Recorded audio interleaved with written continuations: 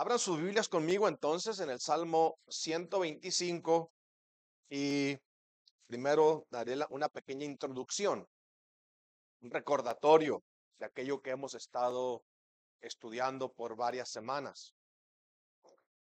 Después de meditar ampliamente en la doctrina del arrepentimiento, vamos a terminar esta serie de sermones con otra doctrina también fundamental eh, para la preservación de nuestra alma, para que nuestro ánimo no desmaye.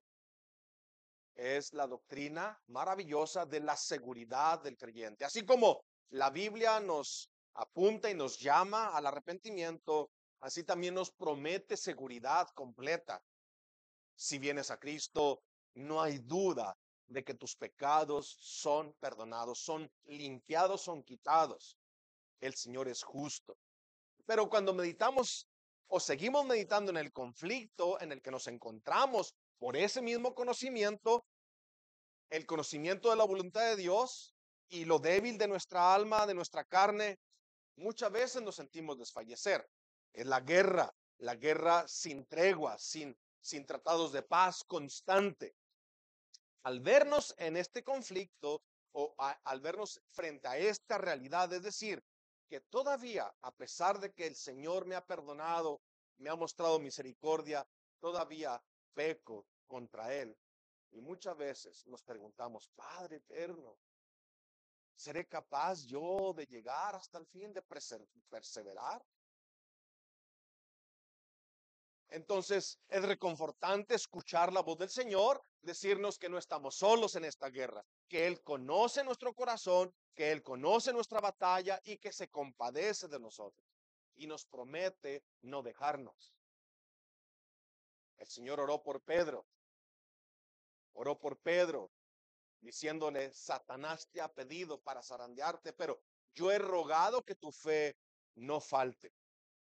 Pedro, después de pasada la tormenta, supo y se dio cuenta que la fe que había recibido de parte de Dios fue suficiente para restaurarlo. Es decir, la intercesión de Cristo es oída y es contestada exactamente así como él le había dicho a Pedro. La escritura nos dice en Hebreos 7:25 que él salva perpetuamente. Y esta palabra perpetuamente también se puede traducir constantemente a los que se acercan a Dios por medio de Jesucristo, viviendo siempre. No tenemos un sumo sacerdote que muere, tenemos un sumo sacerdote que vive para siempre para interceder por ellos. ¿Quiénes son ellos? Aquellos que se acercan buscando el perdón en Cristo. Él se convierte en nuestro mediador. Y es a través del arrepentimiento que el Señor nos trae a ser restaurados, nos trae de regreso al redil. El arrepentimiento que se nos ha concedido nos provee descanso, porque ahí conocemos que Dios no miente, Él no quita la promesa, nos salvó y nos dio vida eterna, y esta vida eterna tiene esta cualidad de ser perseverante. La salvación, primero que nada, es vida nueva.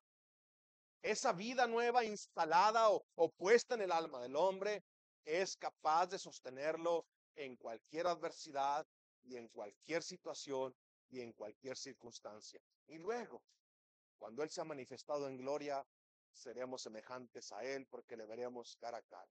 Por tanto, entonces, nuestra seguridad no descansa en nuestra capacidad para obedecer o nuestras propias justicias o nuestra búsqueda de la santidad, aunque ciertamente la obediencia nos da cierto nivel de seguridad, pero aún allí en nuestra búsqueda de la santidad jamás podremos descansar o confiar de ninguna manera que nuestra justicia es suficiente para limpiar uno solo de nuestros pecados. Sigue siendo la justicia de Dios que se nos da gratuitamente por la fe en Jesucristo, ya que por las obras de la ley ningún ser humano será justificado delante de él.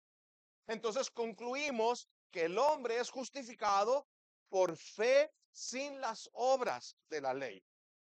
Y entonces justificados pues por la fe, tenemos paz para con Dios por medio de nuestro Señor Jesucristo. Por medio de nuestro Señor Jesucristo tenemos también entrada por esta fe a esta gracia, en la cual estamos firmes y nos gloriamos en la esperanza de la gloria de Dios. Entonces en esta mañana vamos a meditar en esto, la seguridad, la preservación y la fe que nos separa del mundo, es decir, del sistema mundano, del sistema pecaminoso, del sistema del mundo, de las ideas del mundo. Este grupo de salmos es un grupo de 14 salmos y son salmos de ascenso del 120 al 134. Esos los cantaban cuando las procesiones iban a la ciudad de Jerusalén en las fiestas solemnes. Los salmos de ascenso los cantaban los peregrinos en el camino a la ciudad de David cuando iban a ofrecer sacrificios y ofrendas a Dios, a dar gracias. Nosotros también como peregrinos, también nos movemos, vamos en camino a la culminación de nuestro viaje, que es ver a Cristo, o cuando Cristo viene y consuma su reino, o cuando nuestra vida se termina. Es el final de nuestro viaje, o cuando Él culmine todas las cosas, y es que estamos vivos todavía. También estamos rodeados de enemigos, también clamamos a Dios por su protección, también lo adoramos por su presencia en medio de su pueblo, también encontramos en Él un refugio seguro. Y si usted puede ver entonces el contexto rápido de este grupo de salmos, quiero ver el 120, 121, 122 y luego 123, 124 y 125. Es el mismo patrón, la misma secuencia. Porque usted puede ver ahí en el Salmo 120, si abre sus Biblias conmigo, rápidamente, el Salmo 120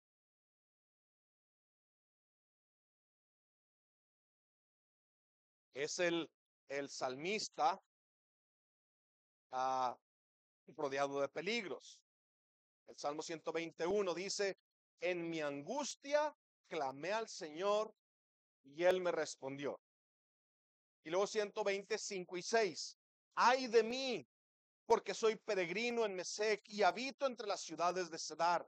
Demasiado tiempo ha morado mi alma con los que odian la paz. El peregrino pide protección. En el 121, versículo 1 y 2, dice, levantaré mis ojos a los montes. ¿De dónde vendrá mi ayuda o mi socorro?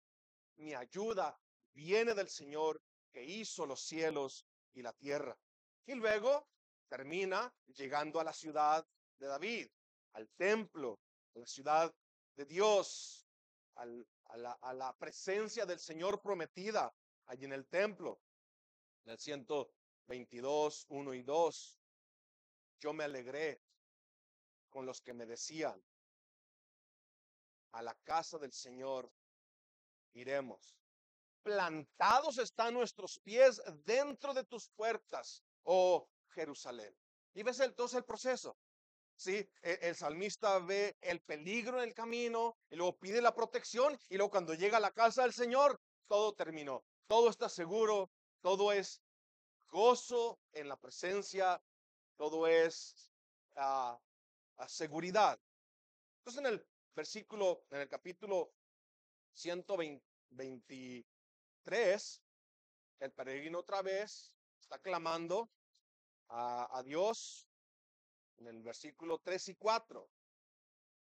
Ten piedad de nosotros, oh Señor, ten piedad de nosotros, porque ya no soportamos el desprecio. Nuestra alma está cansada del escarnio de los que están en holgura y del desprecio de los soberbios. Y estamos cansados de la gente blasfema que nos rodea. Ten piedad de nosotros, Señor. El mundo en el que vivimos es cruel. Y luego el peregrino clama por protección en el Salmo 124, 1 al 3. Si el Señor no hubiera estado a nuestro favor, que lo diga ahora Israel, dígalo la iglesia, dígalo otra vez usted. Si el Señor no hubiera estado a nuestro favor, cuando los hombres se levantaron contra nosotros, vivos nos hubieran tragado.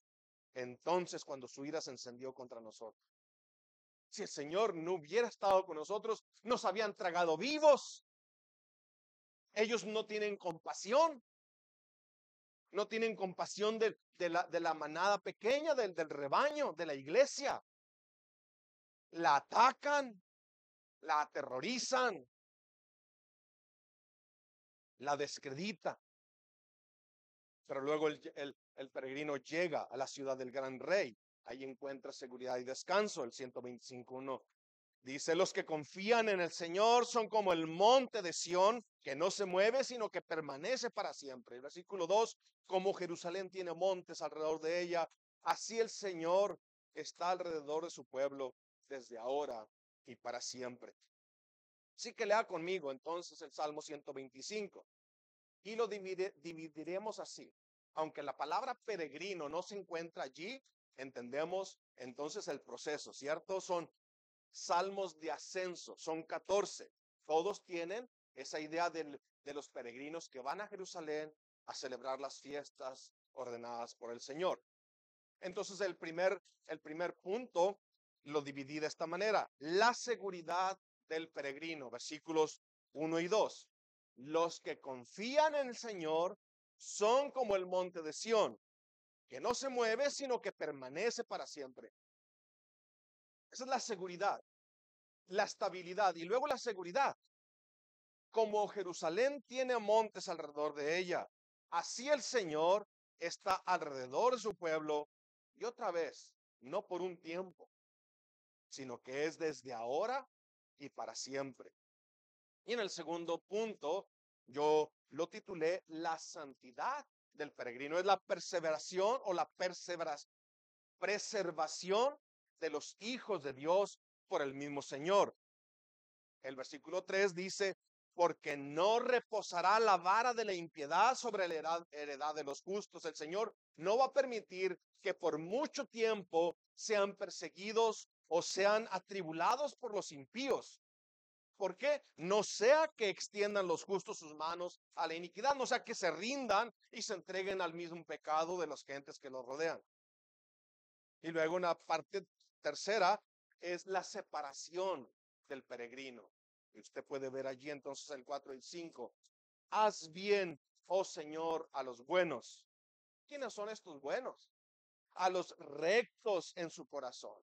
No hipócritas, no profesantes. Aquellos que han venido y han descubierto su corazón delante del Señor. A estos, Señor, hazles bien.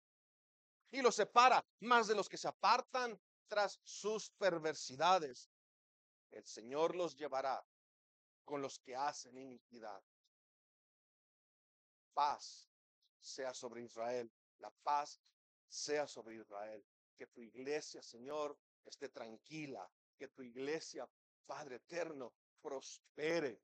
Es el deseo de un corazón que verdaderamente se arrepiente. Veamos entonces el primer punto: la seguridad del peregrino. Y aquí es necesario hacer algunas preguntas. La primera es: ¿se puede confiar en el Señor? Dice el versículo 1, los que confían en el Señor. ¿Se puede confiar en el Señor?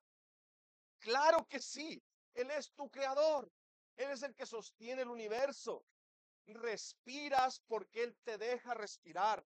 En este mismo instante vives porque su poder sostiene tu corazón. Tu corazón palpita porque el Señor lo sostiene.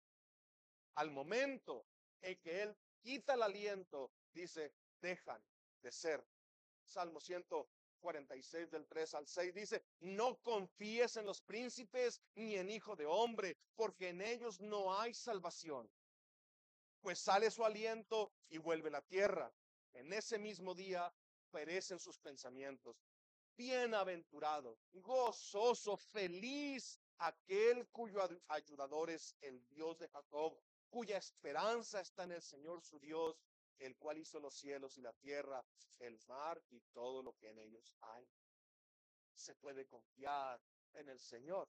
La siguiente pregunta que quiero hacer aquí es, ¿puedes tú confiar en el Señor?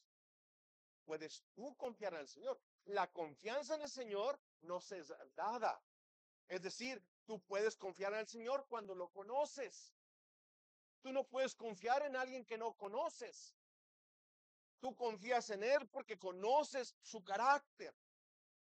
Tú confías en Él porque escuchas su palabra. Así que te ruego en esta mañana, por favor, no cierres tus oídos a la predicación. Oye su voz. No endurezcas tu corazón. Esta es la palabra que puede abrir tus oídos. Esta es la palabra que puede abrir tus ojos a la realidad. Ahora, una tercera pregunta. ¿Qué significa confiar en el Señor? Bueno, confiar en el Señor significa que estás consciente de tus muchas maldades, significa que no te engañas a ti mismo pensando que eres medio bueno, significa que te avergüenzas de todas tus iniquidades, significa que eres capaz de ver la montaña de tus pecados, pero significa que has escuchado del Hijo amado de Dios, Cristo Jesús, cargando en una cruz el pecado de aquellos que se arrepienten. No es la cruz en sí misma la carga más pesada que lleva Cristo. La carga más pesada que lleva Él es el pecado de su pueblo. Es la cantidad inmensa, incontable de las transgresiones de todos sus hijos. Es la carga pesada que el Señor Jesús lleva a la cruz. Entonces significa que puedes entender que su sacrificio es mayor y mucho más valioso y más grande que todos tus pecados. Su gracia sobrepasa tus iniquidades. Él sostiene a los que se arrepienten y los guarda hasta el día final. Significa que confías completamente que su gracia es mayor que todos tus pecados y que puedes confesarlos y dejarlos allí al pie de la cruz en el Calvario. Significa que conoces la urgencia del arrepentimiento, conoces lo urgente que es tener cuentas claras con el Señor, porque la puerta de la gracia se cerrará y ya no habrá más lugar para humillarse o para humillarse buscando el perdón. Cuando Él cierra la puerta, entonces solo queda una horrenda expectación de fuego y azufre que ha de devorar a los enemigos. Y te puedo advertir, como lo he dicho muchas veces, yo no tengo lentes para poder ver tu corazón. Yo no sé cómo está tu corazón, pero lo que sí te puedo advertir que hay muchos ya viviendo aquí que sobrepasaron sus corazones, se han endurecido a tal grado que ya no les es posible arrepentirse. Y no es que si él se arrepintieran, el Señor no los perdonaría. La cosa es que ya no quieren arrepentirse. Su corazón se ha hecho tan duro que no buscan ya el arrepentimiento. De eso habla Hebreos. Es imposible que se arrepientan otra vez. Entrarás hoy tú a esta gracia que sigue siendo ofrecida, que se sigue predicando y proclamando. Entrarás tú a esta gracia y serás salvo y darás gloria a Dios y gozarás de su perdón, de la seguridad de aquellos que buscan la presencia del Señor. Los que confían en el Señor son como el monte de Sión que no se mueve, sino que permanece para siempre. Es decir, aquellos que buscan o que confían en el Señor tienen esta característica. Son estables. Dice, son como el monte de Sión, no se mueve. Han encontrado la salvación y es imposible. El apóstol Pablo decía, no se dejen mover fácilmente. El creyente es el único que puede tener una vida estable. Porque si algo no conoce el mundo, es esta palabra, estabilidad. Son inestables las relaciones personales, son inestables los negocios y los contratos, son inestables los gobiernos y las naciones, es inestable la religión falsa, es inestable tu propio corazón. Pero los que confían en el Señor son como el monte de Sión, que no se mueven, sino que permanece para siempre. Lucas 46 al 49 dice, ¿por qué me llaman Señor, Señor, y no hacen lo que yo digo? Todo aquel que viene a mí y oye mis palabras y las hace, les voy a indicar a quién es semejante. Es semejante al hombre que edifica una casa, cavó hondo y puso el fundamento sobre la roca, firme. Y cuando vino la inundación, el río dio con ímpetu contra aquella casa, pero no la pudo mover porque estaba fundada sobre la roca. Pero aquellos que no hicieron esto, dice, es semejante al hombre que edificó su casa sobre tierra, sin fundamento firme, contra el cual el río dio con ímpetu y luego cayó y fue grande la ruina de aquella casa.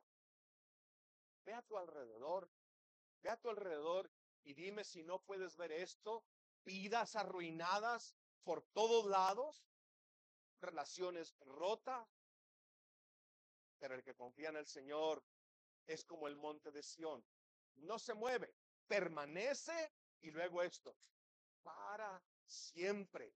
La vida que el Señor nos da es vida eterna. Otra de las características de los que confían en el Señor es que viven seguros, son estables y son seguros, viven con seguridad. Dice el versículo 2, como Jerusalén tiene montes alrededor de ella, así el Señor está alrededor de su pueblo. Y otra vez añade esas palabras, desde ahora y para siempre, seguros y estables, porque el Señor los guarda, seguros y estables porque el Señor los sostiene, seguros y estables porque el Señor los defiende, seguros y estables porque el Señor los preserva. El salmista está aquí viendo la ciudad, algo físico, está viéndolo con sus ojos y entonces está aplicando esta verdad espiritual. Así como Jerusalén está rodeada de montes, así el Señor guarda y preserva a los que confían en Él. El cristiano vive así, cada momento, cada circunstancia, cada suceso. Es decir, cuando ve un accidente, él dice, Señor, me guardaste a mí. Y si está en el accidente, Señor, me guardaste a mí. Sea que no pase o sea que pase, él ve la mano del Señor en todo. Si llueve, el científico te va a decir que es lo que es el ciclo de la evaporación. Y el cristiano dice, Señor, gracias que enviaste tus nubes y llovieron. Si hay comida en la mesa, el incrédulo piensa que su esfuerzo por el trabajo que tiene. Y el cristiano dice, Señor, tú me has dado un plato más de comida. Te agradezco por eso. El cristiano entonces da gracias a Dios si las cosas van bien y confía en el Señor si las cosas van mal. Busca con más fuerzas. Su problema más grande es, o su deseo más grande es querer agradar a Dios más que buscar las comodidades que ofrece el mundo. El creyente verdadero nunca está conforme con el nivel de su obediencia, siempre quiere obedecer más y quiere amar más. Se duele de no poder obedecer perfectamente y se aflige, pero no desmaya. Conoce la promesa del nuevo pacto. Los que confían en el Señor son como el monte de Sión, no se mueven. Los que confían en el Señor son protegidos, así como está Jerusalén rodeada de montes, así el Señor está alrededor de su pueblo desde ahora y para siempre. Pero en este peregrinaje somos llamados entonces a la santidad. Y la realidad es que estamos rodeados completamente. Es decir, el sistema que nos rodea, mi propio corazón, mis propios deseos, batallan contra aquello que el Señor me llama a hacer. Pero tenemos esta promesa. Dice, no reposarán. En el versículo 3, que si entramos a nuestro segundo punto, el peregrino y su llamado a la santidad. No reposará la vara de la impiedad sobre la heredad de los justos. Es decir, no se va a quedar allí. El Señor no va a permitir que seas perseguido al punto donde tú caigas en pecado. No reposará la vara de la impiedad sobre la heredad de los justos, no sea que extiendan los justos sus manos a la iniquidad. El salmista entonces en la primera parte nos ha dicho de la seguridad, de la mano de Dios que se extiende por todas partes para defender su iglesia. El salmista nos muestra cómo es que el Señor protege a su pueblo y como nuestra mente nos puede traicionar y como podemos fallar en la aplicación de las promesas, las podemos malinterpretar y podemos pensar que Dios no quiere que me pase nada, que el Señor está muy preocupado de que yo tenga salud, que yo tenga dinero, que yo sea próspero. Y entonces vamos a entender mal esta protección de la que habla el versículo 1 y versículo 2. Y entonces aquí nos advierte que todavía estamos expuestos a esta impiedad. No solamente la del mundo, no solamente los ataques de Satanás, sino también mi propio corazón. Y nos advierte que la protección y la seguridad incluyen que el Señor pruebe nuestra fe con aflicciones y con dolor por algún tiempo. La promesa es que la vara de la impiedad no reposará, es decir, no se va a quedar allí sobre sus redimidos. La promesa no es que nunca estará sobre nosotros, sino que el Señor no la va a dejar allí todo el tiempo.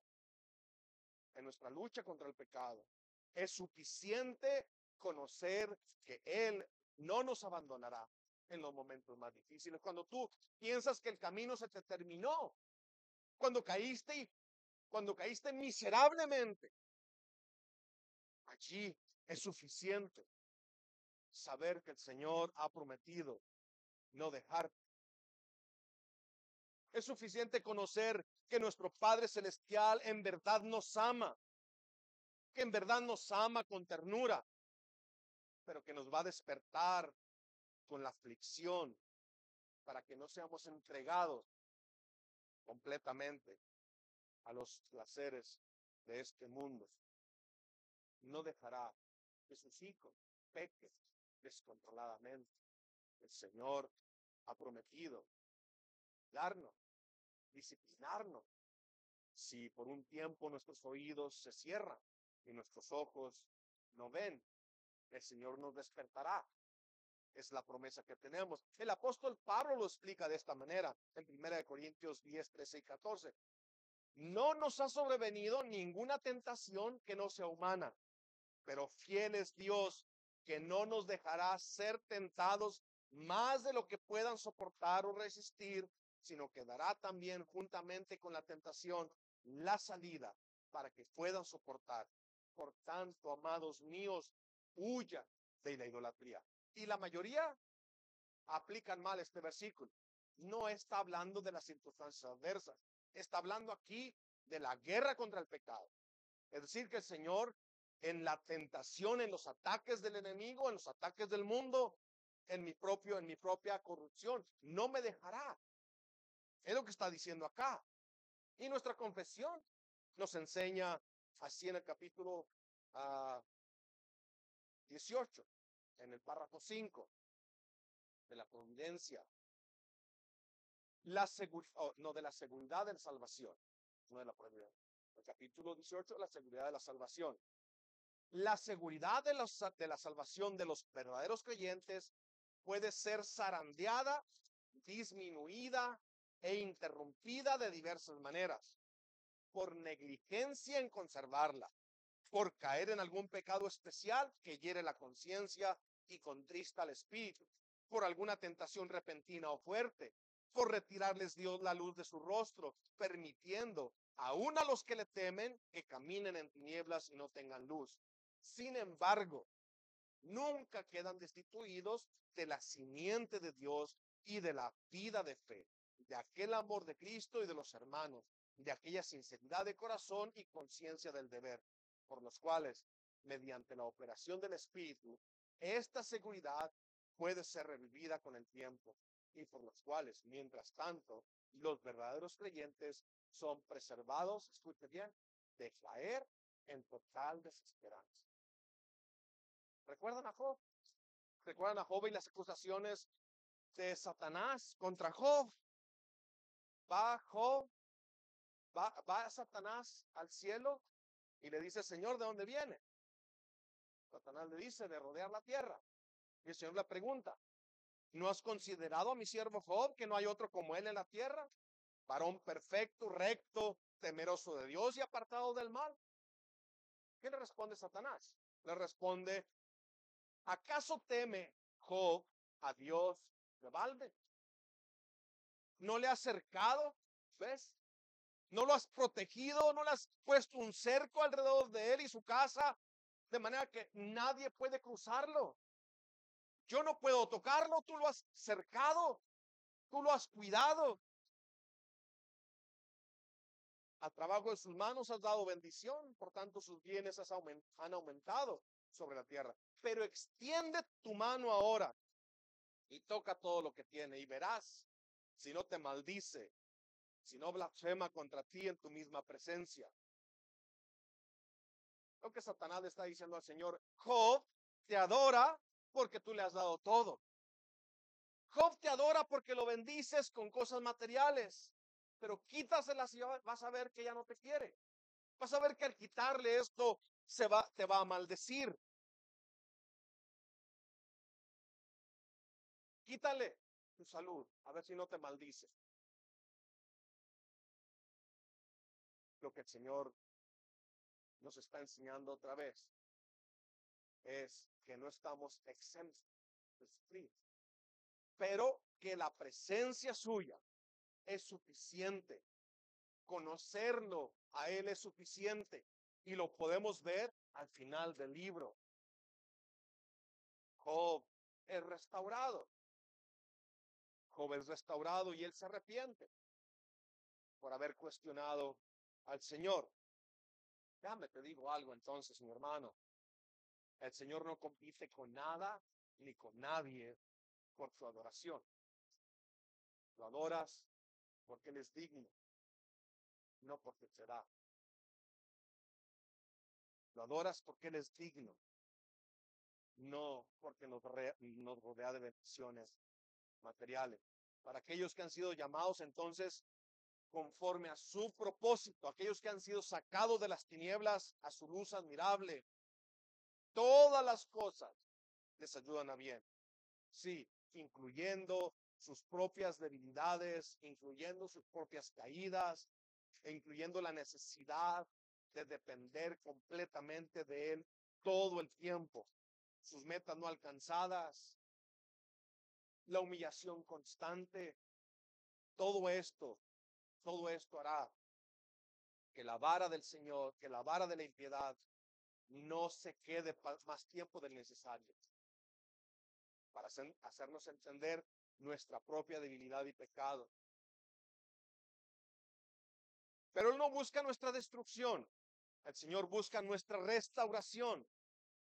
Por eso no nos da más pruebas de las que podamos soportar. Otra vez, el versículo que acabamos de leer, 1 Corintios 10, 13 y 14, se aplica específicamente a la tentación, a la lucha contra el pecado. En cuanto a las adversidades de la vida, el apóstol Pablo escribe así, en 2 Corintios 1:8, y le dice, hermanos, no quiero que ignoren acerca de nuestra aflicción sufrida en Asia. Dice, porque fuimos abrumados sobremanera, más allá de nuestras fuerzas, de modo que hasta perdimos la esperanza de salir con vida. Este versículo, 1 Corintios 10, 13 y 14, no se aplica a las aflicciones que sufren todos los humanos. Se aplica a la guerra espiritual del Hijo de Dios. Es en nuestra lucha contra la impiedad que tenemos promesa segura. Sus hijos no pecarán como peca el mundo. Y aquí el salmista hace una división entre los que temen al Señor y se apartan tras sus perversidades. Y así vamos a nuestro último punto. Primero vimos entonces el peregrino y la seguridad, el peregrino y la santidad. Y ahora vemos el peregrino y la separación. Dios hace diferencia entre uno y otro. Ya escuchamos entonces la promesa. Todos los que confían en el Señor son estables y están seguros.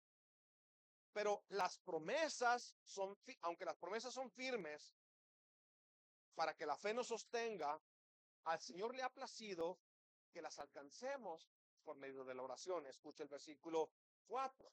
El salmista tiene las promesas. Los que confían en el Señor son. Los que confían en el Señor son como Jerusalén. Los que confían en el Señor son como el monte de Sión. Pero el salmista en el 4 ora, pide, haz bien, oh Señor, a los buenos. Es decir, el Señor me ha prometido cuidarme. Y luego el salmista dice, ora que te cuide. El Señor nos ha prometido preservarnos. Y luego tú oras, Señor, presérvame. Es lo que el salmista nos está enseñando. ¿Por qué es esto, mis hermanos? Mira, nuestros sentidos son débiles. Nuestra mente nos traiciona. Entonces, al rogarle al Señor, a orar al Señor, cuando Él te da aquello que Él te ha prometido, no te queda duda que viene de parte de Él. Es decir, cuando yo oro y ruego por aquellas cosas que Él me ha prometido darme, mi mente se afirma. ¿Cierto? Mis sentidos están en conexión, están en sintonía con sus promesas. Entonces, vamos a seguir esta regla. El Señor ha prometido cuidarnos. Vamos a rogar que nos cuide. El Señor ha prometido guardarnos. Vamos a orar que nos guarde. Él nos ha mostrado entonces que todos los que confían en el Señor tienen estas dos cosas, firmeza y seguridad. Y luego les enseña a rogar por ella. No están inactivos, apáticos.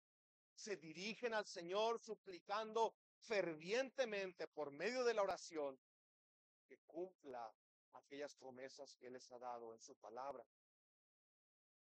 Veamos por último entonces la descripción de estos buenos, entre comillas, quiero que entienda esta palabra.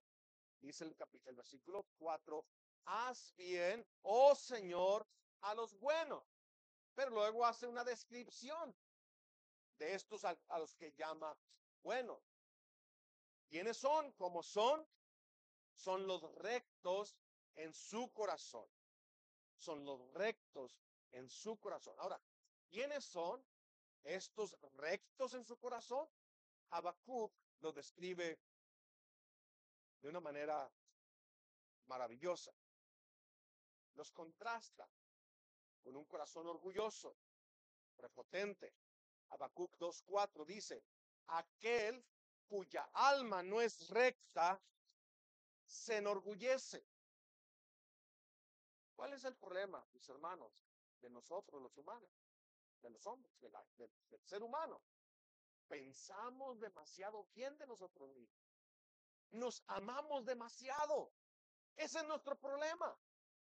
Y dice entonces, aquel cuya alma no es recta, el que no puede ver el pecado como lo ve Dios, el que no puede ver la maldad y la transgresión de la ley por ignorar las escrituras.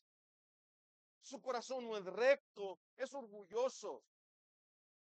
Piensa que al final de todo, el Señor no será el peor de los pecadores, lo tendrá que perdonar. Ese es el recto, el justo por su fidelidad.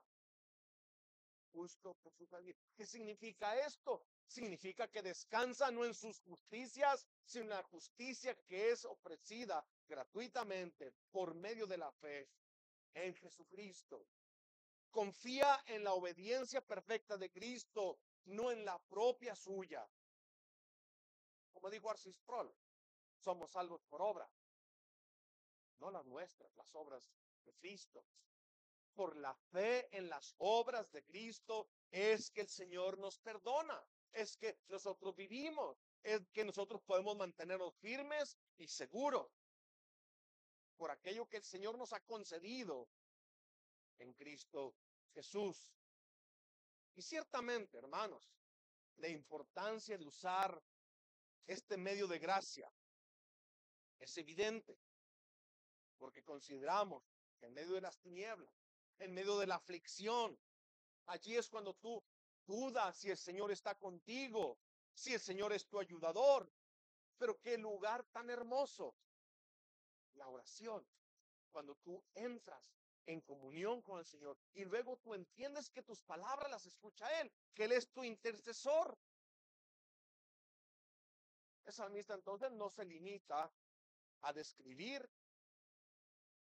al hombre bueno, sino que ahora describe también a los malos. Y dice en el versículo 5, más a los que se apartan tras sus perversidades, el Señor los llevará con los que hacen iniquidad. Al malo lo lleva con el mal. Un profesante hipócrita con un pastor profesante e hipócrita.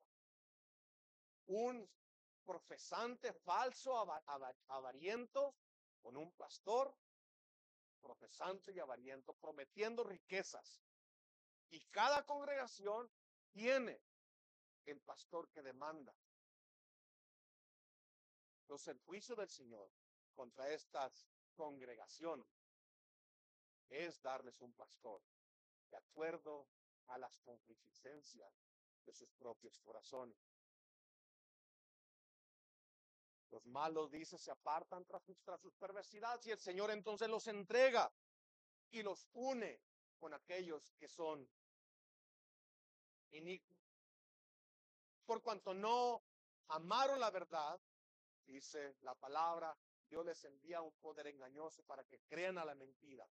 Por cuanto no quisieron creer la verdad, ahora van a creer, pero van a creer en una mentira. La palabra del Señor no les fue suficiente.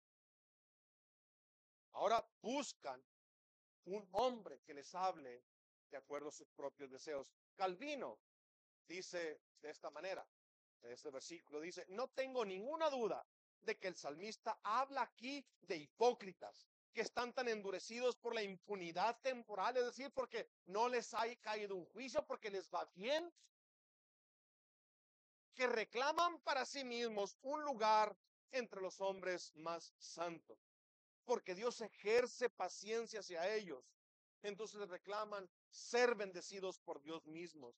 En este confuso estado de cosas, los malos se regocijan con orgullo, como si estuvieran entre los mejores siervos de Dios. Por lo tanto, debemos orar para que Dios los arrastre a la luz y con los hacedores de iniquidad los arroje al castigo que merecen. Es el deseo ferviente de que la iglesia de Dios viva en paz. Esos son salmos de imprecación, o sea, los enemigos de la iglesia, no personales, pero aquellos que dañan a la iglesia, dice, Señor, descúbrelo, descubre sus maquinaciones, para que la iglesia tuya viva en paz. Mis hermanos, entonces hoy leemos de estos salmos de ascensión, como peregrino, como en un viaje, rodeado de peligros, ciertamente rodeado de peligros. Cada día, mis hermanos, estamos siendo exhortados a velar, a trabajar en nuestra salvación con temor y temblor. Vamos caminando en medio del terreno del enemigo. Este mundo no es nuestro hogar, pero los que confían en el Señor, ellos tendrán un final glorioso. Cuando el reino de Dios, cuando el reino de Cristo sea consumado, celebrarán con él las bodas del Cordero. Una fiesta, una celebración. Cuando el Señor entonces te diga, tú estás en Cristo, hijo mío, tu guerra se terminó. Jamás vas a tener el problema otra vez de venir llorando porque has pecado. Él mismo secará esas lágrimas. Hijo mío, ya estás en tu casa. Ya estás aquí. Ya pasó todo. Ahora es tiempo de adorarlo con todo el corazón. Así fue lo que les escribió el apóstol Juan o Cristo a través de Juan a las iglesias. En tiempos de aflicción, les escribió la seguridad de que Él es soberano, que la historia Él la maneja, Él la escribe. Él es Dios sobre todo.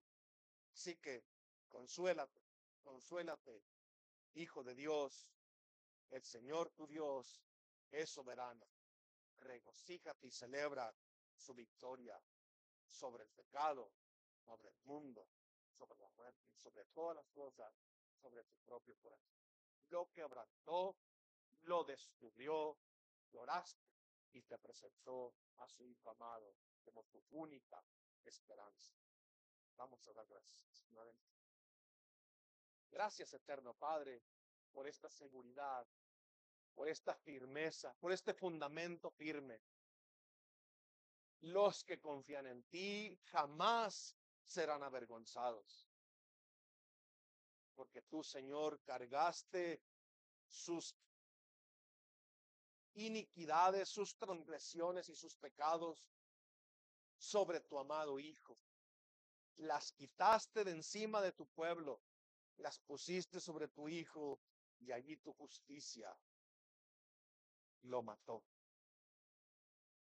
Ahora ellos reciben de tu mano, por medio de la fe, la justicia de Dios, la justicia perfecta, la obediencia de un hombre por el cual todos los que creen vivirán.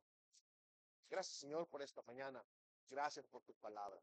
Peregrinos, seguros, peregrinos, llamados a la santidad y peregrinos separados del mundo. Gracias, eterno Padre, por esta palabra en el nombre de tu Hijo amado, Cristo Jesús. Amén.